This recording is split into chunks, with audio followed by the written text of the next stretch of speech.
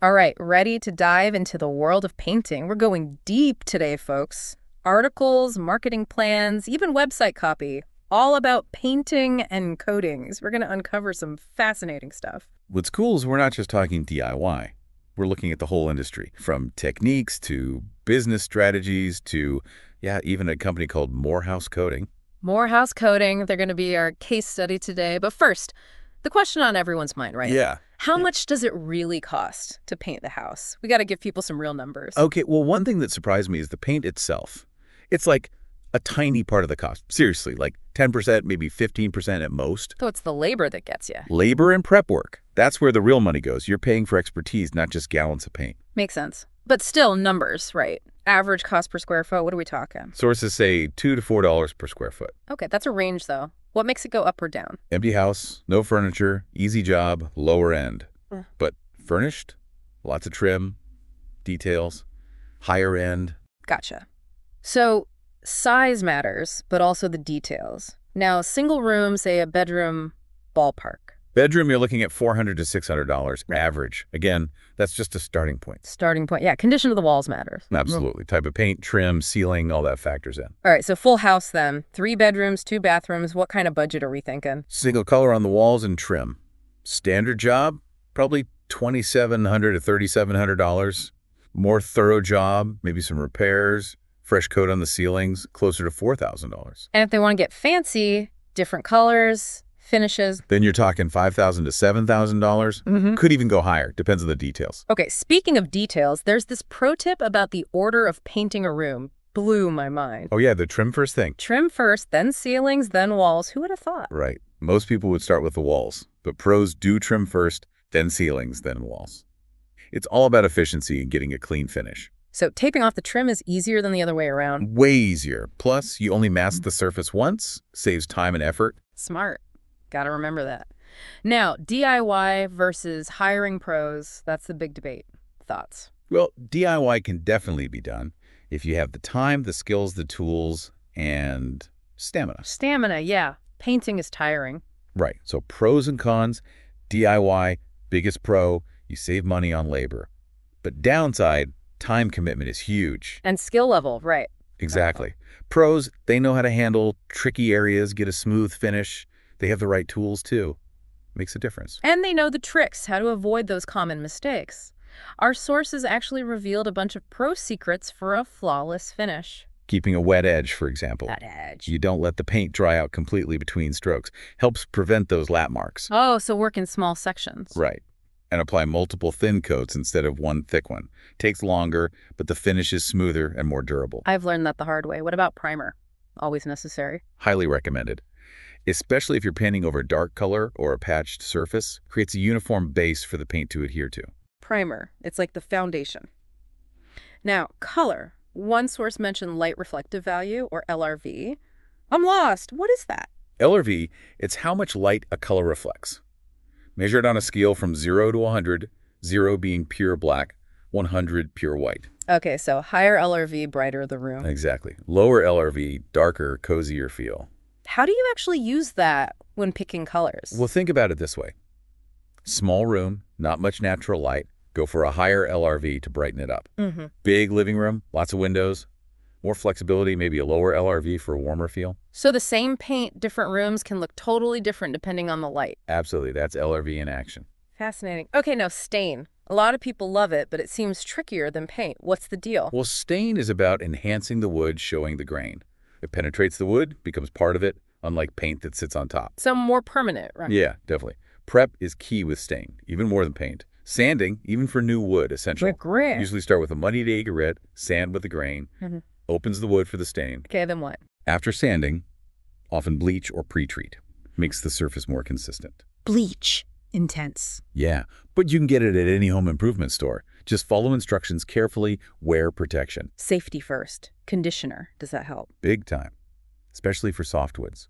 Prevents blotchiness, kind of like primer for stain. Got it. Applying the stain. Any pro tips? Multiple thin coats, unlike paint, builds up the color gradually, richer finish, and always, always test it on a scrap piece first. Colors can vary depending on the wood. That's smart. Speaking of mistakes with stain, can you fix those? Tricky, but possible. Early enough, you can wipe off excess. Stubborn errors might need to sand and reapply. Best approach. Avoid mistakes altogether. Take your time, test, be careful. Solid advice. Okay, we've covered paint, stain, but there's also coatings, right? What's the difference? Well, technically, paint and stain are coatings. Coating is broader, any material applied for protection, decoration, functionality. Okay, so paint and stain are under that umbrella. What about clear coatings? What are some common types? Polyurethane is probably the most familiar. Durable, easy to apply, comes in different sheens. Right, for wood, metal, even concrete. I've used it on furniture. Good stuff. What else? Shellac, it's natural, made from, well, bug resin, actually. Yeah. Beautiful amber finish, great for furniture. Bug resin? Wow. Nature, huh? Lacquer's another option, different types. Catalyzed lacquer, very hard, durable finish. And for super protection, varnish, right? Yep. Durable, UV protection. Outdoor projects, anything exposed to the elements. Spar varnish, that's for marine use. Super water resistant. Wow, so many options. Depends on the project and how much protection you need. Exactly. Don't forget epoxy and urethane coatings, too.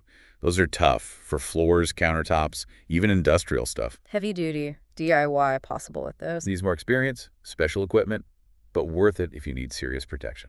All right, so expertise. That brings us back to Moorhouse Coating. They're more than just basic painting, right? Oh, yeah, way more.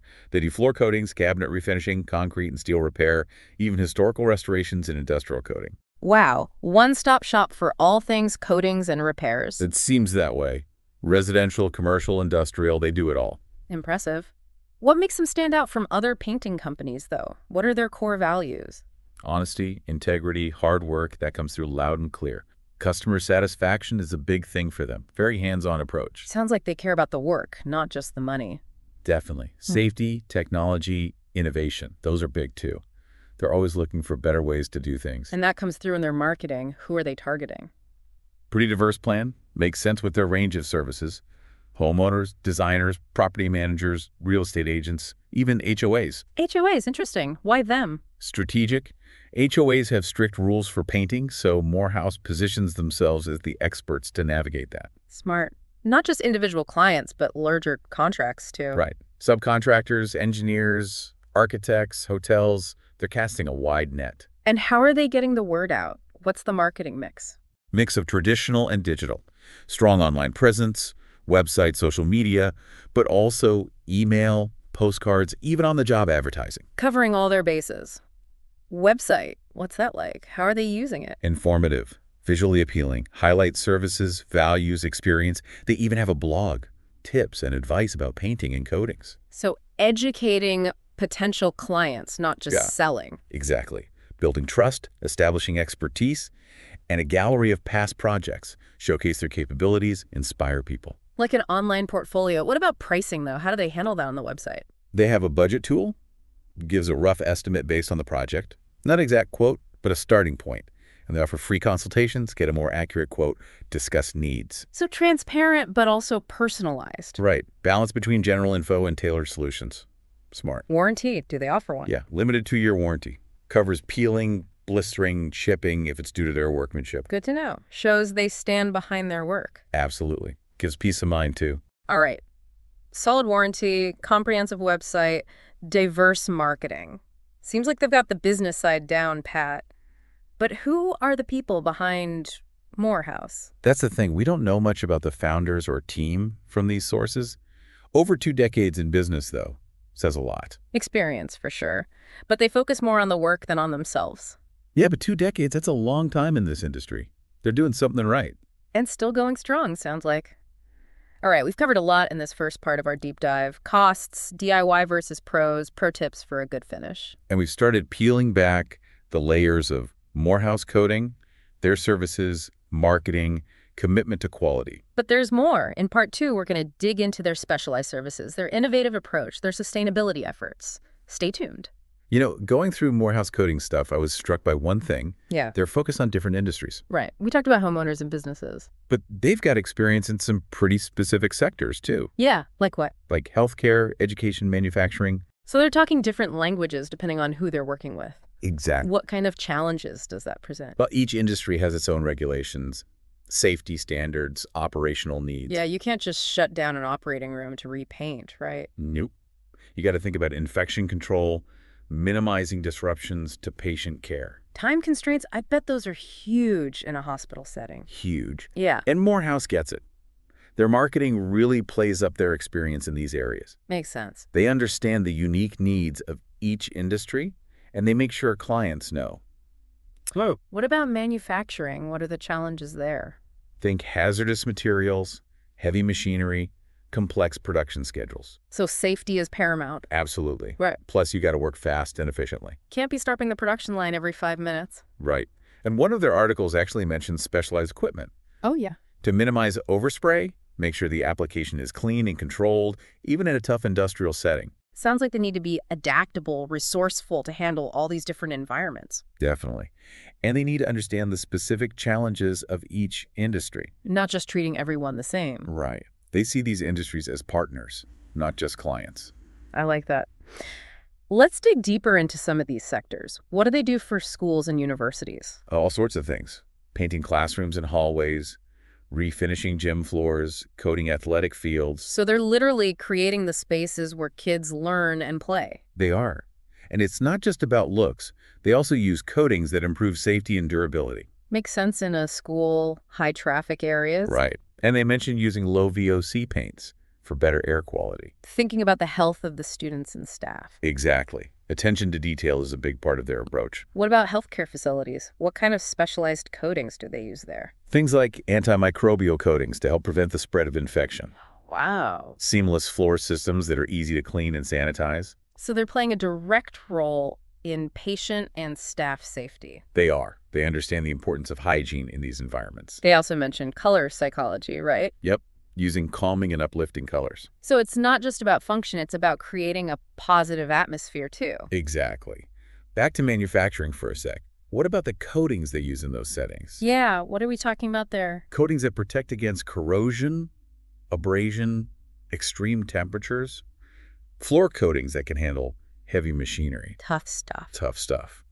And their marketing highlights their ability to minimize downtime during application. That's got to be crucial for a manufacturing plant. Absolutely. They know that time is money. So they're helping extend the life of equipment and infrastructure too. Exactly. Improving efficiency, reducing maintenance costs, creating a safer work environment. Okay, so they're making a real impact in these industries. But what about their commitment to innovation? How are they pushing the envelope? Well, they're all about embracing new technology. Give me an example. Electrostatic painting, for one. Reduces waste, improves efficiency, especially for big projects. And they use drones too, right? Yep. Drones and other high-tech tools to assess project sites, ensure accuracy. So they're not stuck in the past. They're embracing the future. Exactly. Yeah. Always innovating, always looking for better ways to do things. And it's not just the tools, it's also the materials. Right. They invest in research and development, coming up with new, more durable, sustainable coatings. They're not content with the status quo. What about eco-friendly paints and coatings? Is that part of their innovation strategy? Big time. They're committed to using sustainable products whenever possible. Good for them. They understand the importance of protecting the environment, and they're walking the walk, not just talking the talk. Yeah, their website has a whole section about it, right? Low VOC paints, recycled materials, responsible disposal practices. The whole 9 yards. It's not just a marketing gimmick. It's a core value for them. So they're innovative, adaptable, sustainable.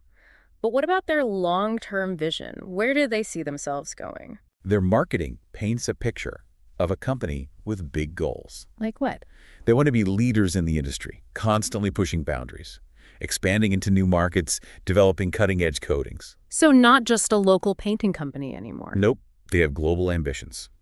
And they're not afraid to take risks, explore new opportunities. They're also involved in industry organizations, right? And yep, staying ahead of the curve, shaping the future of the industry. It's inspiring, really. They have the experience, the expertise, and the passion to pull it off. They do. But they also recognize that success isn't just about growth and innovation. It's about people, too. Exactly. Their marketing talks about their commitment to their employees, fostering a culture of collaboration, professional development. So they're investing in their team. They are. They even mention employee ownership programs, which is pretty cool. Wow, we've really gone deep into Moorhouse Coating in this deep dive. We have. From specialized services to innovation to sustainability, they're doing things differently. It's been fascinating to peel back the layers of this company. They're not just painters, they're problem solvers, innovators, collaborators. And they clearly love what they do. But let's not forget the basics. We've talked a lot about the business side, but what about the quality of their work? What did our sources say about that? It all comes down to the work, right? Yeah. In Moorhouse, they're meticulous. Every project, big or small, they take it seriously. Okay, but how? How do they ensure that top-notch finish every time? Prep work. It's huge for them. They really hammer that home in their materials. Yeah. A well-prepped surface, that's the foundation for a good paint job. Yeah, you can't just like paint over anything, right? Exactly. They use professional cleaning solutions, sanding techniques, patching compounds. It's all about getting that smooth, flawless surface before any paint goes on. Details matter. What else are they paying attention to? Tools, high-quality tools and equipment. They invest in the best brushes, rollers, sprayers, even dustless sanding systems. So they're not skimping on the equipment. What about the painters themselves? How do they know they're getting the best? They're picky about who they hire. Experienced, skilled painters, people who care about quality. And they provide ongoing training, keep their team up to date on the latest techniques. So they're invested in their team. Oh, yeah. They even have a quality control team that inspects every project. High standards all around. Wow, going the extra mile. What about communication with clients? Is that a big thing for them? Huge. They believe that keeping clients in the loop every step of the way. Transparency builds trust, right? Exactly. And they've got this project management software. Clients can track progress online, see updates, communicate with the team. So they've got all the bases covered. Prep, tools, team, communication, commitment to improvement. Sounds like a recipe for success. It's working for them. They've got a great reputation, and it's well-deserved.